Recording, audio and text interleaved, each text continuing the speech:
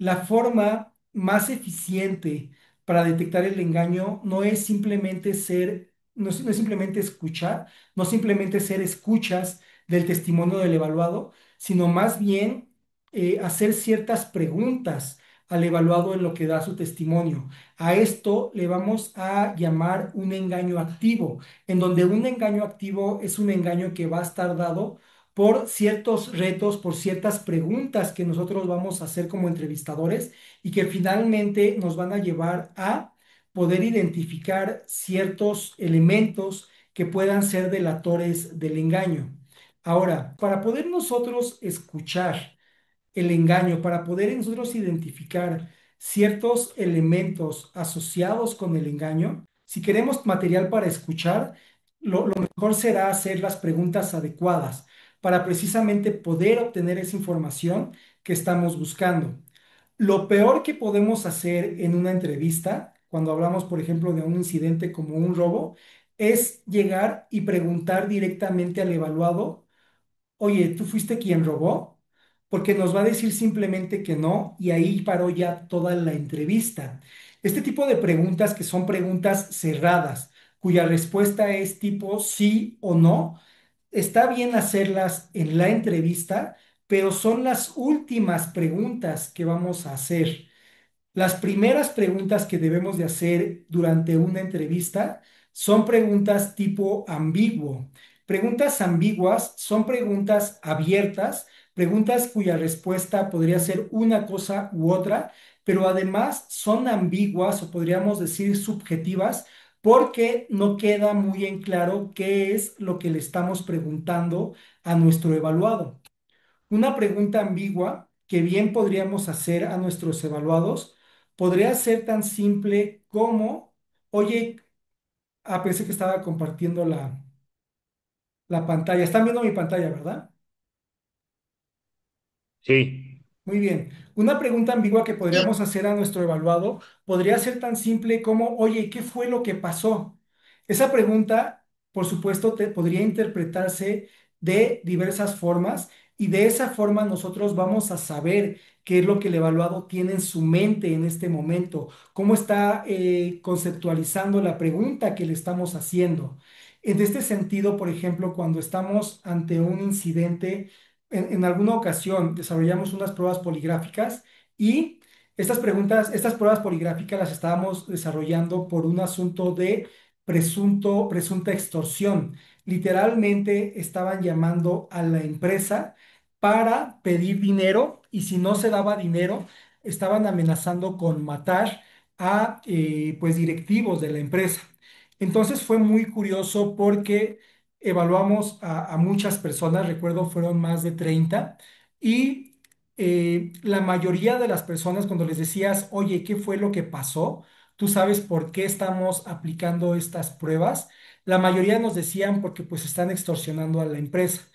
Por otra parte, cuando evaluamos a cierto grupo de personas, en particular que finalmente este grupo de personas fueron los que nos dieron engaño y nosotros, después de analizar toda la información y analizar también, por supuesto, todos los testimonios, encontramos que eran los que estaban relacionados con el engaño.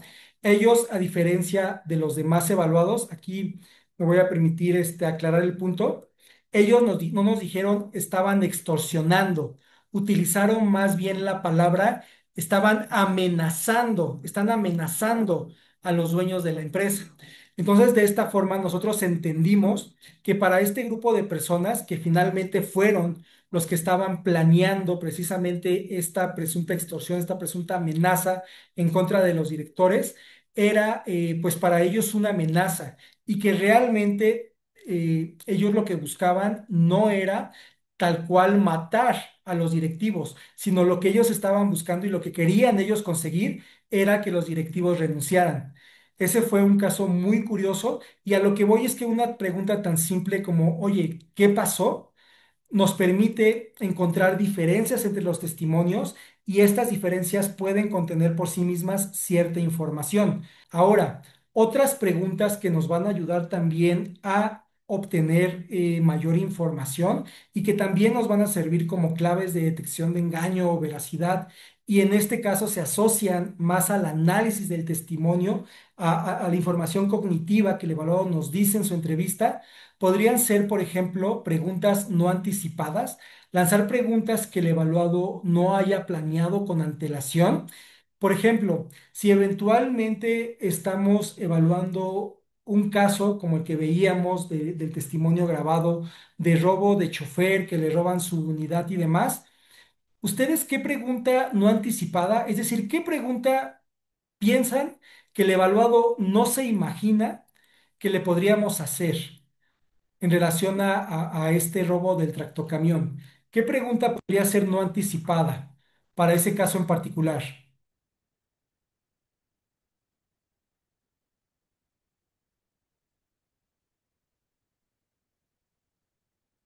Ok, preguntas anticipadas y cosas que el evaluado podría pensar que le vamos a preguntar es ¿en dónde hiciste parada? ¿Cuál fue el tiempo de tus traslados? ¿Qué pasó cuando te robaron? ¿Cuántos fueron? Una pregunta no anticipada y que el evaluado pueda decir, oye, pues esto no me lo van a preguntar, podría ser tan simple como, por ejemplo, oye, ¿y en dónde paraste a comer? Es una pregunta que el evaluado no planeó. Y si el evaluado comió, por ejemplo, con aquellas personas que lo atracaron porque está en complicidad con ellos, pues él no te lo va a decir.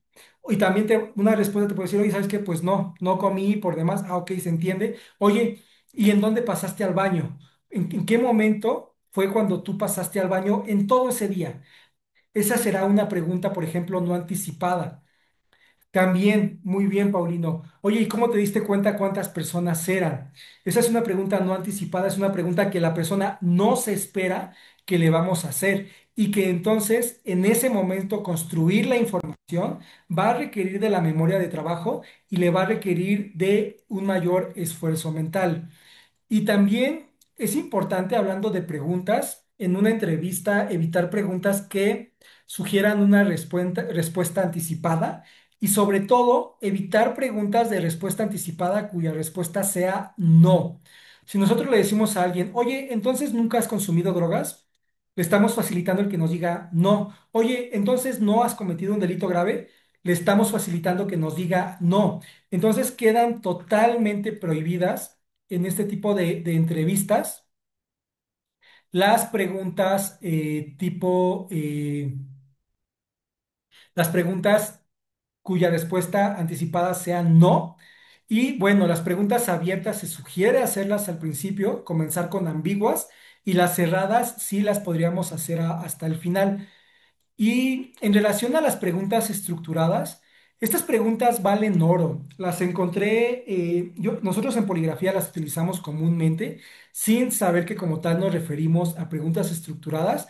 Las encontré también en un libro que les voy a compartir al final de esta sesión en una liga, y la verdad es que valen oro. Y curiosamente, eh, tienen que ver precisamente con diferencias cognitivas, diferencias en cómo procesan los evaluados la información y realmente si hemos encontrado, digo, no lo podemos identificar como que siempre que ocurre esta respuesta se asocia con el engaño y la veracidad y ya no les hacemos prueba de polígrafo, no funciona de esa forma, pero lo cierto es que sí encontramos que hay una gran correlación entre las preguntas que les voy a mostrar ahorita y finalmente el posible engaño o veracidad de cada evaluado.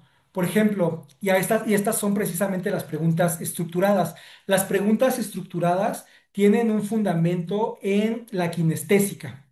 Y precisamente les voy a compartir el libro en donde vienen algunas de estas preguntas. Una pregunta estructurada sería, por ejemplo, ¿quién cree usted que tuvo más oportunidad de hacer esto? ¿No? ¿Quién cree usted que tuvo más oportunidad de cometer el robo? Una respuesta sería, bueno, probablemente fue uno de nosotros. Ese es un tipo de respuesta. Y el segundo tipo de respuesta sería, bueno, pudo haber sido cualquiera de los empleados. Cualquiera pudo haberse acercado al mostrador y sacar el dinero del cajón y luego retirarse. Incluso la gente de seguridad tiene acceso en las noches a las mismas instalaciones. Aquí, ¿qué respuesta ustedes consideran cuál de las dos se asocia al engaño y cuál se asocia a la veracidad?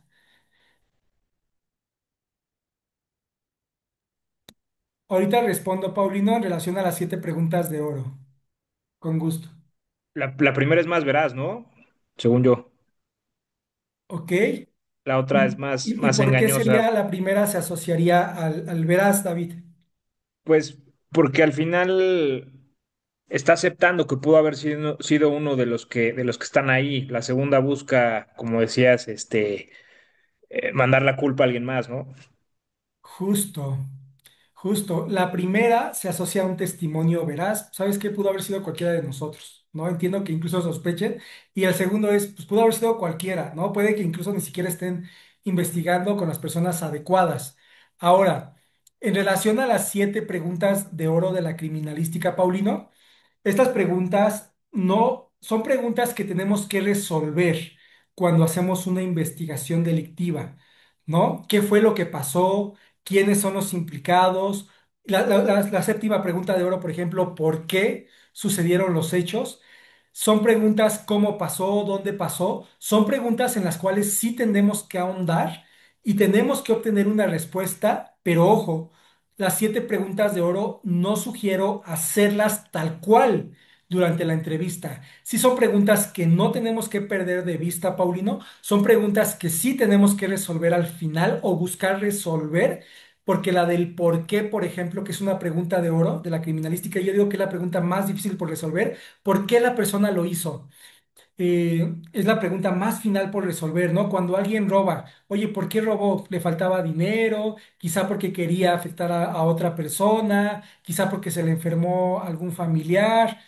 El por qué es lo más difícil de resolver y sí son preguntas en las cuales, resolviendo puntualmente, Paulino, vamos a ahondar. Son preguntas que vamos a buscar resolver, pero son preguntas que no sugiero hacerlas tal cual directamente, una por una.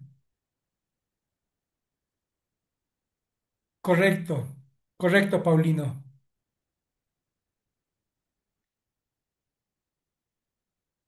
El principio de inocencia y culpabilidad entran en el juego de derecho penal. Ahora, viene una segunda pregunta de tipo estructurada. Vamos a analizarlas. Dice, ¿qué piensa usted que deba pasarle a la persona que cometió este delito? ¿Cómo se debería de proceder? ¿No? ¿Usted qué considera que le deba pasar a quien cometió el robo? ¿Cómo se debería de proceder con la persona que cometió el robo? Y un tipo de respuesta sería que pague severamente. Y el otro tipo de respuesta sería, quien quiera que haya sido, que haya robado el dinero, probablemente lo necesitaba o no lo hubiera robado. Amonéstenlo y denle una segunda oportunidad. ¿Qué respuesta ustedes consideran que se asocia más a un testimonio de una persona veraz, una persona que pues no presenta la culpabilidad? ¿Y cuál de estas dos respuestas se asocia más a el engaño?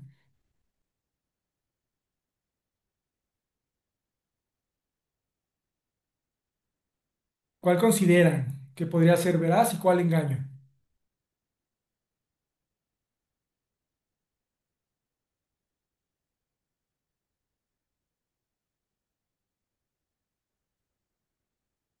Ok,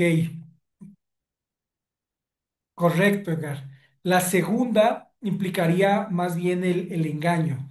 ¿Por qué? Porque básicamente cuando una persona nos dice, sí, pues, ¿sabes qué? Que lleguen hasta las últimas consecuencias, es porque realmente considera que eso se merece la persona que cometió el incidente.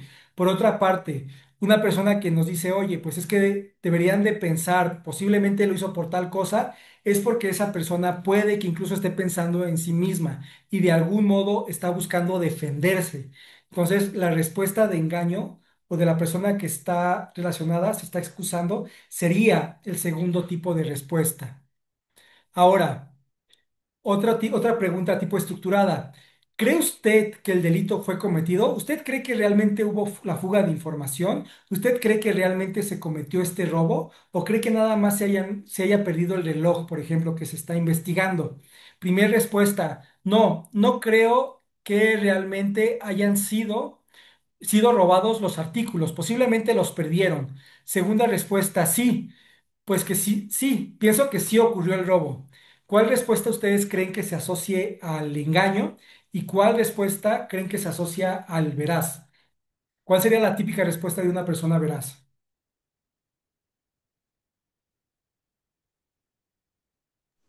La segunda. La segunda, ¿a qué, Sonia? ¿Verás o engaño? A verás. Exacto. Una persona veraz te va a decir, sí, pienso que sí ocurrió el robo. Pues de otra forma, ¿por qué se estaría haciendo la investigación? No, es un hecho que sí. Y la primera, pues bueno, te puede decir, oye, es que posiblemente pues ni siquiera pues, lo robaron, quizás se le perdieron, ¿no? Al señor y pues estamos haciendo esto. No, ahora que lo mencionas, tienes razón. Puede ser que no haya sucedido realmente el robo. Fíjate que no había pensado en esa posibilidad. Otras respuestas, preguntas, perdón, también de este tipo. Y esta, fíjense que no viene en el libro que les comento, pero nosotros sí la hemos hecho y es curioso y sí llega a coincidir en algunas ocasiones, insisto, no siempre, con las personas que estamos evaluando. Y es la pregunta, ¿estaría usted dispuesto a pagar que se le hiciera un descuento de su sueldo para la reparación del daño entre todos? ¿Cuál consideran que sería la respuesta típica de una persona veraz? ¿O cuál consideran que sería la respuesta típica de una persona de engaño?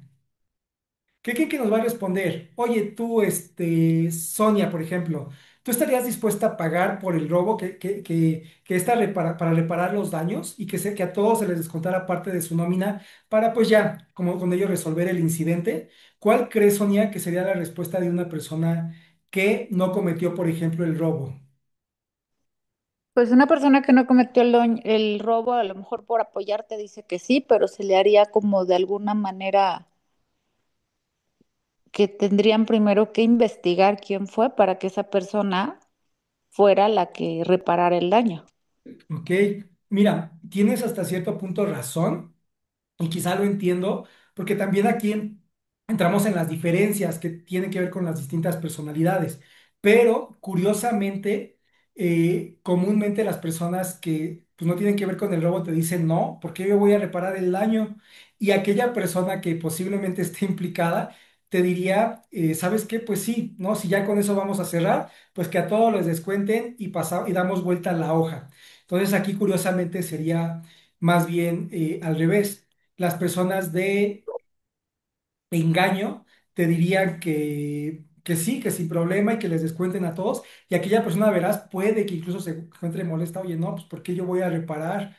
No, pues que se encuentre el culpable y que el culpable pague. Ahora, también encontramos otras preguntas como, ¿existe la posibilidad de que pueda encontrarse alguna evidencia que lo relacione con el robo? En este caso, una persona veraz te va a decir muy probablemente que no hay la posibilidad de que encuentre alguna evidencia, pero que sin problemas, si se requieren realizar mayores investigaciones, pues él estará en la mejor disponibilidad de hacerlo. Y otra persona que posiblemente esté ocultando la información, te va a decir que posiblemente sí se encuentre cierta evidencia, pero que esa evidencia no va a indicar que esta persona que él, por ejemplo, está realmente implicado en el robo. Otras preguntas podrían ser también, oye, ¿cómo te imaginas que se cometió este robo? Cuando hablamos de cómo te imaginas, aquella persona que es veraz no va a tener miedo en decirte y en esta persona recrear cómo cree que sucedieron los hechos. Y puede que incluso te dé una respuesta larga. Oye, fíjate que aquí estaba el objeto, y estaba yo, la puerta nunca la cerraban, entonces yo creo que entraron y por ahí pasaron, y también pues la ventana estaba rota, entonces yo me imagino que, y no va a tener problema en decirte. Y aquella persona que está ocultando la información va a ser muy meticuloso en decirte cómo se imagina. Puede que te diga incluso que ni siquiera se lo imagina, que nunca lo había pensado, y se va a resistir en decirte cómo se imagina que pudieron haber sucedido los hechos, porque en una de esas hasta te relata, ¿no? Tiene el temor de decirte cómo sucedió el robo realmente, porque ya no es cómo se imagina, sino es cómo fue que sucedió el robo realmente. Otra pregunta, por ejemplo, esta podríamos hacerla hasta el final. ¿Qué le recomendaría usted en este momento a la o las personas responsables del robo? Esta pregunta, lo cierto es que no la hemos estudiado mucho, pero resulta una pregunta interesante, ¿no? O sea, ¿cuál sería la diferencia entre un testimonio veraz y un testimonio de engaño? Y esta pregunta la señalo en rojo, que es una pregunta también tipo estructurada. ¿Estaría usted dispuesto a cooperar para extender las investigaciones? Aquí, ¿qué se imaginan que va a decir una persona veraz y una persona engaño? ¿Usted estaría dispuesto a cooperar para extender las investigaciones? ¿Qué se imaginan que nos va a responder una persona culpable, por ejemplo, y una persona que está siendo veraz?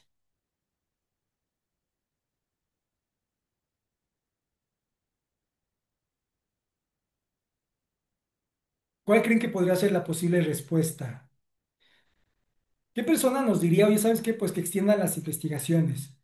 ¿Y qué Yo persona creo nos... que, yo creo que una persona veraz te dice inmediatamente que sí, y una persona con engaño se va a justificar o va a poner excusas para que de alguna manera eso se detenga.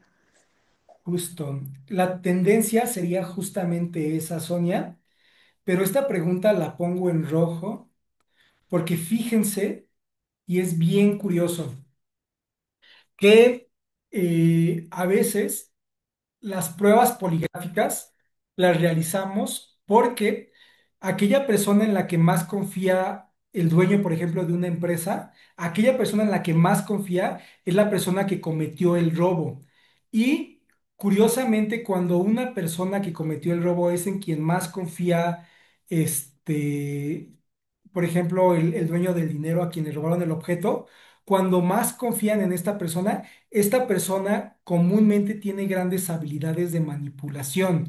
Entonces, a lo que voy es que en ocasiones las pruebas poligráficas y las investigaciones son incluso sugeridas por la persona que cometió el robo y se tienden a llevar una gran sorpresa, en este caso empresarios, dueños de negocios, dueños de empresa, cuando justamente aquella persona en la que más confían es quien finalmente cometió este fraude. Y aquí quiero llegar al último punto y me voy a ir un poquito más rápido de este curso que es precisamente hablar de los distintos tipos de personas que finalmente cometen un engaño.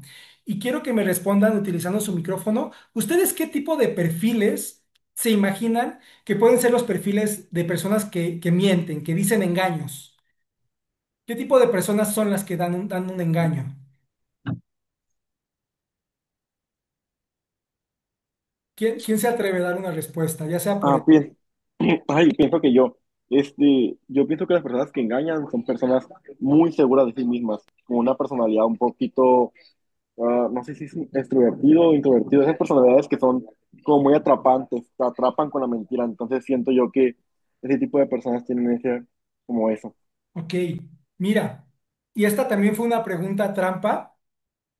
Lo cierto, todos, justamente, Diego, todas las personas somos capaces de engañar en menor o mayor grado, pero todos, el engaño no responde a un cierto de personalidad en particular o a un cierto perfil en particular. Lo cierto es que el engaño ocurre para todas las personas y todos, pero lo que cambia es la forma en que engañan unas personas u otras. Y en este sentido, aunque realmente como tal, no hay una investigación y sí hay muchos documentos, pero no voy a referirme a un artículo en particular. Podemos nosotros encontrar distintos perfiles de personas que engañan y yo por términos prácticos los voy a agrupar en tres tipos. El primer tipo le vamos a llamar las personas buenas, las personas sanas. Son personas cuyo cerebro y las diversas estructuras de su corteza prefrontal, sistema de recompensas, avénula, todo funciona de forma habitual. Son personas sanas. Una persona sana cuyo cerebro es, podemos decir también, normal, que como se comporta el cerebro de la mayoría de la población, es un cerebro que tiene temor de engañar y es un cerebro incluso que tiene remordimiento por las acciones que cometió y que sabe que estuvieron mal. Una persona que tiene remordimiento por las acciones, por lo que ya hizo, es un cerebro sano, es un cerebro cuya vénula funciona normal, cuyo sistema de recompensas funciona normal, sistema límbico, es un cerebro cuya todas las estructuras funcionan normal y son personas que sí van a engañar como cualquier otra, pero que son personas a las cuales a través de la persuasión, utilizando argumentos convincentes, vamos a poder obtener cierta información e incluso vamos a poder obtener una admisión, que el evaluado, que el entrevistado finalmente nos diga la verdad y nos diga, oye, ¿sabes qué? Pues la verdad es que sí lo hice yo, ¿no? Y mira, ya sucedieron los hechos. Ojo, a través de la persuasión, a través del convencimiento. ¿Por qué? Porque sabe que lo que hizo en el pasado está mal. Por otra parte, tenemos otro tipo de perfiles de personas que engañan, que yo les digo, por llamarle, por ponerle una etiqueta simple, personas malas. Son personas que ocultan la información, que puede que no tengan un gran remordimiento de sus acciones, pero ojo, sí tienen temor de las consecuencias de sus acciones. Su cerebro funciona normal, tienen niveles altos de noradrenalina, neurotransmisor asociado a las emociones, a la activación. Tienen niveles bajos de serotonina, este neurotransmisor asociado a la inhibición. Son personas que tienden a ser impulsivas y tienen niveles, podemos decir, también regulares de dopamina. Este tipo de personas son personas que comúnmente van a tener un comportamiento agresivo y que sí, su comportamiento los puede delatar un poquito más de cuando están engañando, que te dicen, no, pues es que yo no cometí el robo, pero realmente ellos desean decírtelo, pero están buscando inhibir su comportamiento y por eso mismo en la entrevista, por ejemplo, se tornan más agresivos. En ellos, por ejemplo, sí podríamos identificar ciertos rasgos en su conducta, realizan conductas impulsivas e incluso podría ser más probable identificar ciertas microexpresiones, presiones en los labios, ciertos rasgos como de asco, personas, insisto, malas. Porque finalmente, que es forma de yo clasificarlo, ¿no? Las buenas, las normales, las malas que finalmente no se arrepienten tanto de lo que hicieron, pero sí tienen un gran temor de las consecuencias de sus actos. Y ojo, en este tipo de evaluados, la persuasión puede funcionar, pero es muy poco probable que funcione. Son personas que más bien tienen temor a las consecuencias y en donde las evidencias es nuestra mejor herramienta para obtener la información, para obtener esta admisión. Mientras más evidencias haya en su contra, en algún momento van a decir la verdad. Van a decir, ¿sabes qué? Pues mira, así fue así, porque están a nada de querer ya decirnos la verdad. Y por otra parte, tenemos a las peores personas que yo les llamo personas malas que parecen buenas. Son las personas más peligrosas de todas. Son personas que los podemos ver normales en una entrevista, que comúnmente se ven muy amables. Son justamente el tipo de personas que le dirían al dueño de la empresa, oye, ¿sabes qué? Deberías de hacerle pruebas poligráficas a todos porque pues ocurrió el robo y las pruebas te van a ayudar. Y si quieres empezamos por mí. Y ahí, cuando le hacemos la prueba y nos da engaño, el dueño de la empresa nos dice, oye, ¿qué pasó? Ojo, estas personas malas que parecen buenas son las más peligrosas, son personas que tienen básicamente rasgos psicopáticos, son personas egocentristas, personas que no tienen ese remordimiento de sus acciones.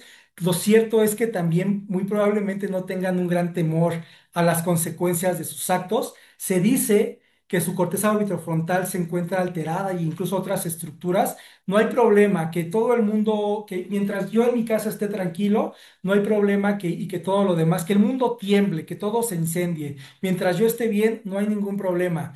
Este tipo de personas con rasgos psicopáticos, lo cierto es que sí los encontramos en la población.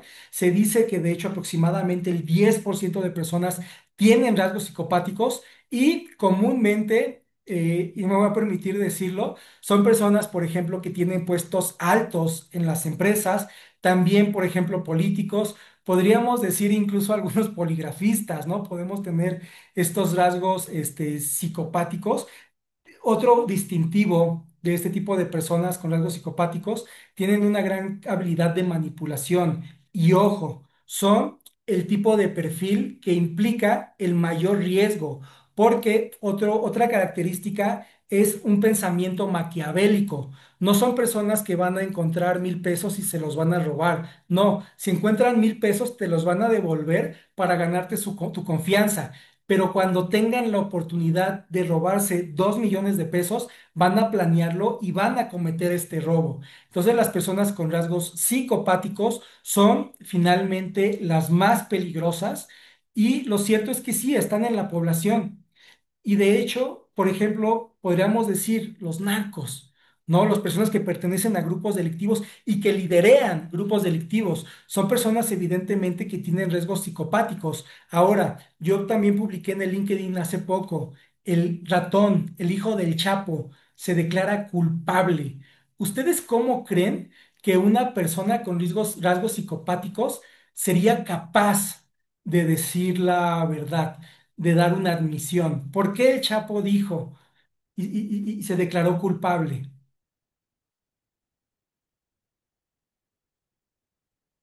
¿Cómo le hicieron para que una persona con riesgos psicopáticos y para que un hijo de un narco se declarara culpable? ¿Por qué lo hizo? ¿Qué se imaginan que se utilizó? ¿Fue la persuasión? ¿Fueron las evidencias en su contra o fue otra cosa?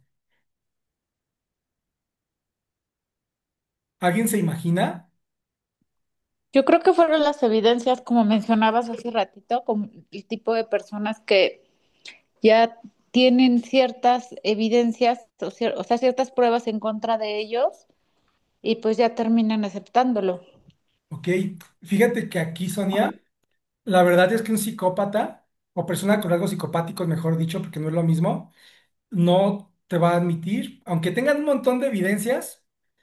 Tú puedes, por ejemplo, si fuera una infidelidad, es que yo te vi que la besaste, no, no fui yo, te tomé la foto, no, pues la construyeron, no fui yo. Puedes tener un montón de evidencias en su contra y no te va a decir, puedes persuadirlo y no te va a decir. Aquí la razón por la que admitió es porque le convino.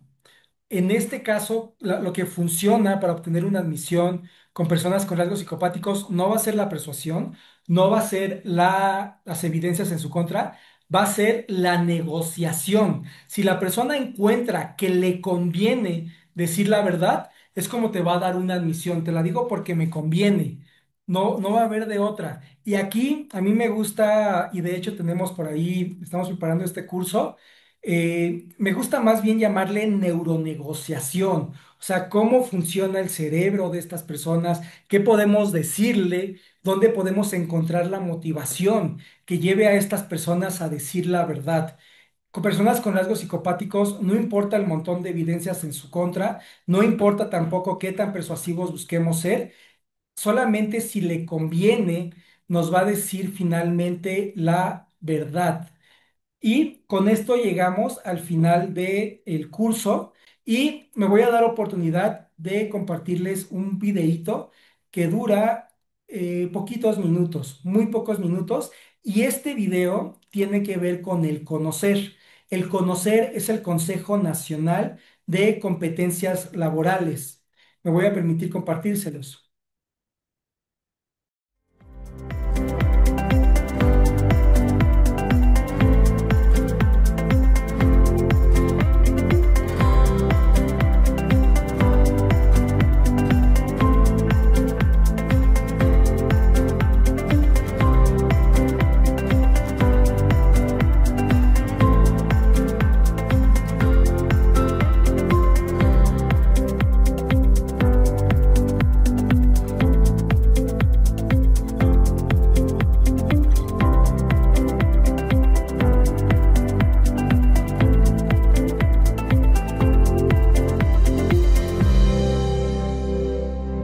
Muy bien. El conocer es una dependencia del gobierno federal regulada por la Secretaría de Educación Pública de México, por la SEP.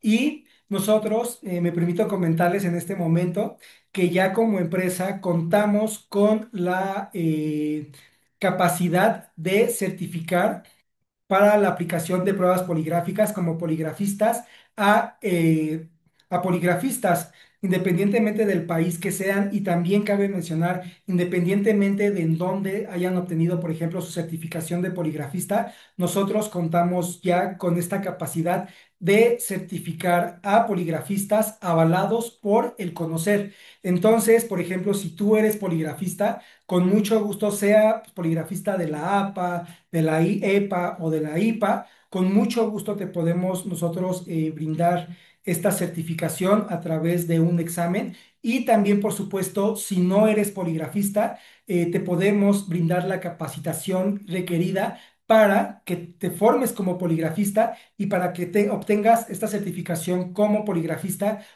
que es una certificación oficial avalada por el gobierno de México.